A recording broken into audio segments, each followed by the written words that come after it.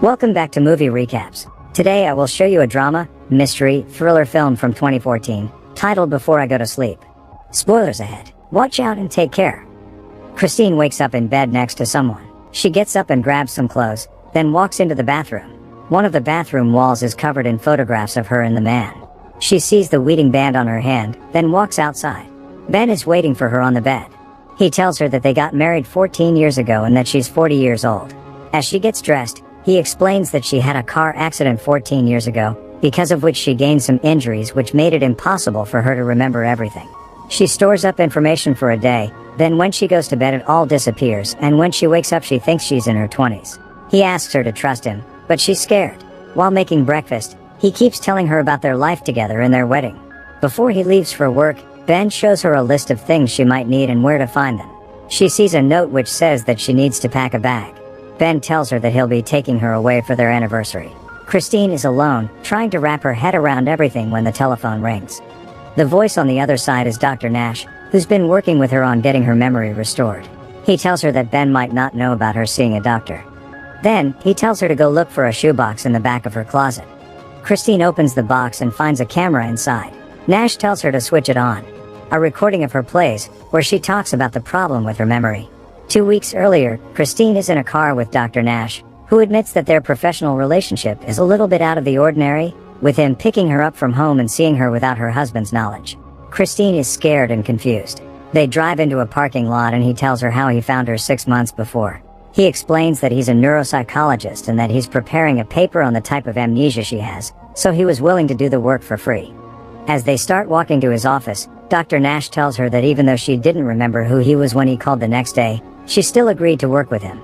Christine has mentioned working with a psychologist to her husband, but he was adamantly against it because she had therapy in the past and it had only upset her. In his office, he gives her the camera and tells her to keep a visual diary. Dr. Nash tells her that her injuries were sustained in a vicious attack 10 years before. They came from repeated blows to the head. She's confused because Ben had told her another story. The doctor shows her news articles about the attack and she wonders why someone would try to kill her. He explains that no one really knows apart from her. As they leave, he tells her not to tell Ben about the camera so she doesn't feel constrained to share her thoughts and feelings. He tells her where to hide it and that he'll call her in the morning to remind her. She agrees to the plan. That night, while Ben prepares cocoa for them, Christine goes to the bathroom to record the first entry in her video diary. She explains about her memory and when she hears Ben coming up, she scrambles to hide the camera and goes to bed, pretending she's already asleep. Christine wakes up the next morning next to Ben. He pretends that he's still asleep. They have the same conversation about her memory, their life and her life. She doesn't understand what she does all day and looks disappointed. Later, she's in the car with the doctor again, watching the video. Christine says that without the recordings she would believe everything that Ben tells her, like the car accident. She wonders what else he lies to her about. Dr. Nash says that he can't risk calling her on the house phone. Christine tells him that she doesn't want to be afraid all the time and asks if the treatment he's planning for her will work. Dr. Nash explains that in rare cases, going back to the scene of the attack helps kick off the memory, but his reason behind going there is building trust with her. When they arrive at the industrial complex they meet with the caretaker.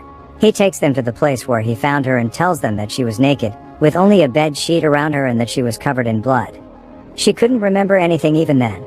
Back in the car, she asks Nash what she was doing by the airport. He tells her that there are a lot of hotels in the area and suggests that she might have been having an affair. The medical report indicated recent intercourse. She asks him if she was raped, but the doctor tells her that the report has suggested otherwise. Christine can't believe she could be a cheater. Later, she's in her bathroom saying that she needs to remember what happened, no matter what she has done. She hears the sounds of children playing and goes to check, but there's no one outside. That night, she walks in to take a shower, when Ben joins her and begins kissing her. As they begin making love, she has a memory of someone with a scar on his jaw. They fall asleep together and Christine has a dream about a hotel room and her attack. The next day, tests are being performed on Christine by Dr. Nash. He shows her pictures that she needs to identify. She looks at the pictures and gets upset, so she rings the panic button in the MRI. Later, they talk in a waiting room and he tells her that some of the pictures were random and others were in her file. The photo he shows her had produced a distinct reaction in her brain.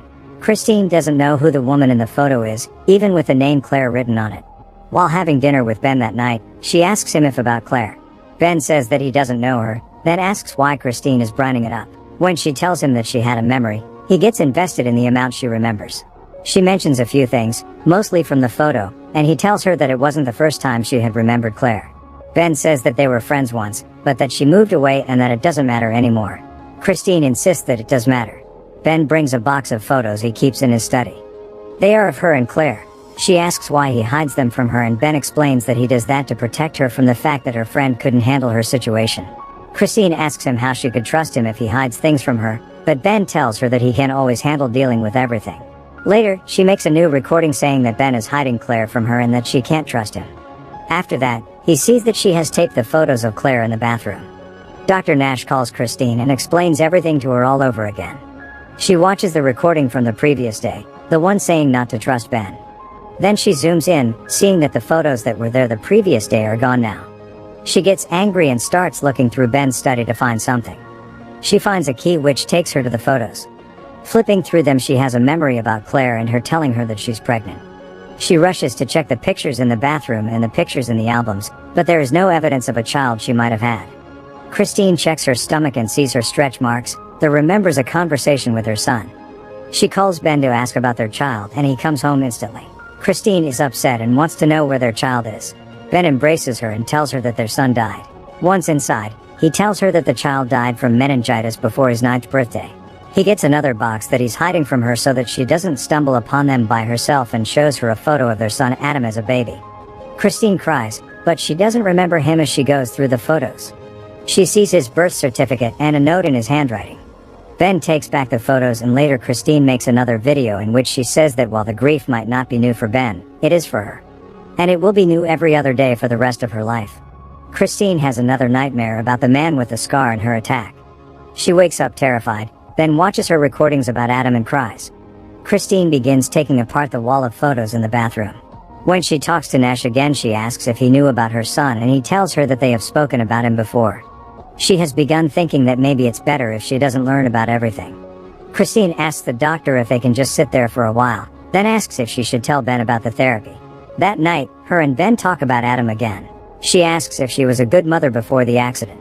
Ben says that she loved him very much and she has a memory about him for a moment. Christine says that she understands how difficult it must be for Ben to go through all of it over and over, but tells him not to hide her son from her again. He apologizes to her. That night, Christine has another nightmare. She's in a hotel and she can see her son there. She finds a note that has the name Mike on it and then remembers the man with the scar again. Lastly, she remembers parts of the attack.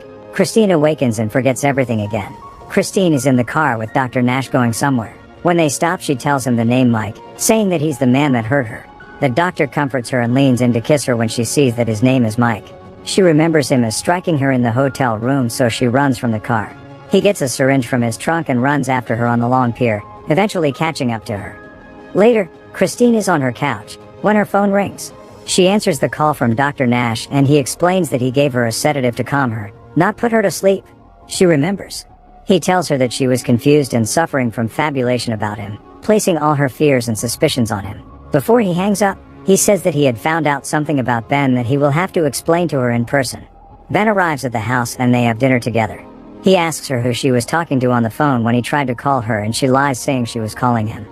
The next day, Christine is listening to Dr. Nash explain how vulnerable patients like her can develop feelings for their psychiatrists.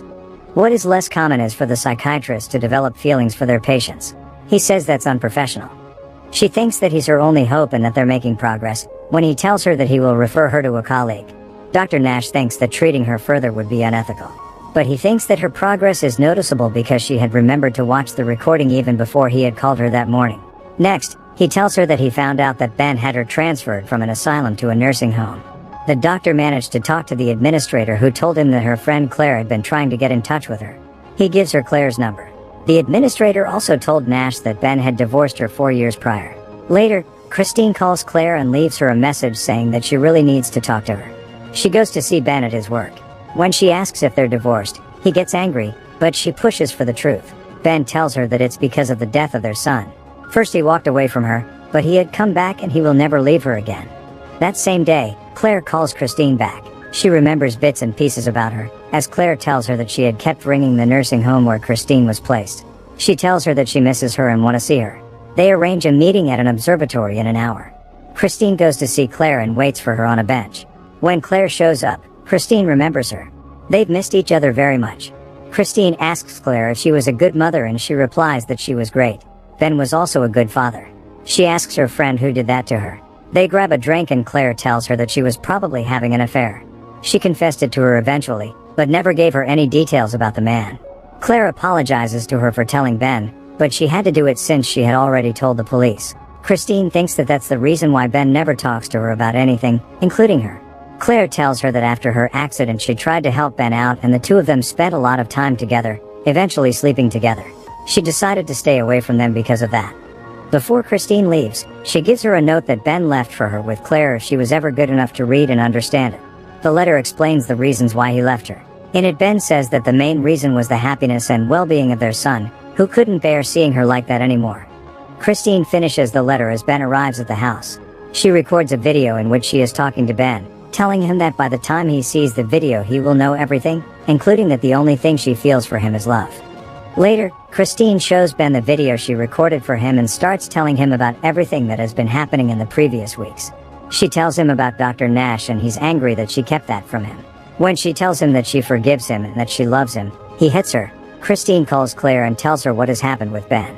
She says that she'll call him and call Christine right back. In the meantime, she records a video in which she says that he hit her. Claire calls her back and tells her that Ben has been living alone and hasn't seen her in 4 years. She asks her to describe Ben to her. Their descriptions don't match. Claire tells her that Ben has a scar on the side of his face and Christine has a flashback.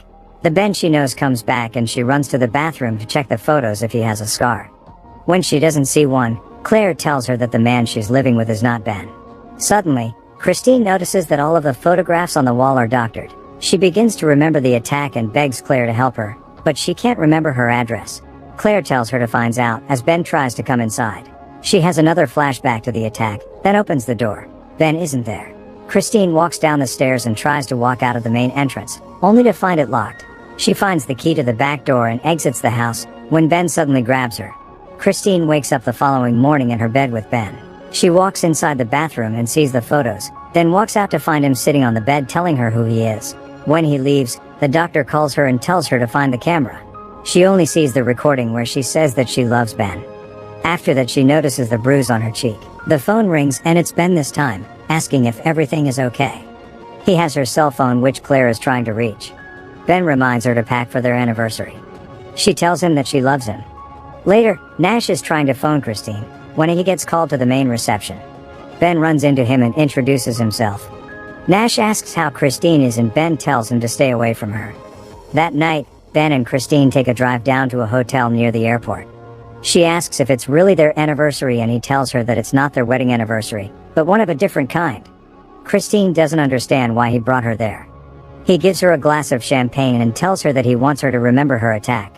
Suddenly, she remembers that he is actually Mike. Christine asks where Ben is and Mike tells her that her husband left her when he stayed. He took her out of the nursing home with fake documents, with the intention to take care of her. But now he's tired of lying and wants her to remember everything. Christine remembers the day of the attack and him threatening her that he'll call her husband, then hitting her. She realizes that he was the one that attacked her. He tells her that he hates himself for what happened and begs her not to leave. Christine is scared because she remembers details about the night when he attacked her. Mike keeps begging her not to leave, but then steps aside to see if she will, and when she does he hits her again. He tells her that they will either leave together or they won't leave at all. Then, he begins to delete all of her recordings from the camera and tells her that she's free. Mike tells her to kiss him and she does it out of fear. He tells her that she has to forget Ben and Adam because they have forgotten her. Christine realizes that Adam isn't dead and he starts beating her up again. She fights back, but he overpowers her and begins to strangle her. Christine stabs him and tries to escape, though he just grabs her again. Eventually she incapacitates him and escapes the room, then activates the fire alarm. Ambulances and the police have circled the hotel. Christine is at the back of an ambulance, recording a new video explaining what happened to her. Later, Dr. Nash walks into her hospital room and wakes her up telling her who he is. He tells her that he is there as her friend and not her doctor. Because she needs someone to take care of her, Claire will pick her up and take her home with her. He asks her if she remembers Claire. Christine says that she does. Nash continues talking to her, saying that Mike will be in prison for a long time for what he did to her. Then, he tells her that he has a visitor for her that might become the breakthrough in her treatment. Nash turns around and Ben, her real ex-husband, is at his door. Dr. Nash lets him inside the room. He approaches her and tells her that he's her Ben, that he never would have stayed away if he knew she was in danger. He sits down and tells her about Adam. Ben says that both of them love her very much. He goes out to get Adam. The boy walks in and approaches his mother. He introduces himself to her and she starts remembering something that she used to say to him when he was little. Christine remembers him finally. They embrace as she says that he's her Adam. Make sure to subscribe and turn on notifications so you can watch more videos like this. Thanks for watching.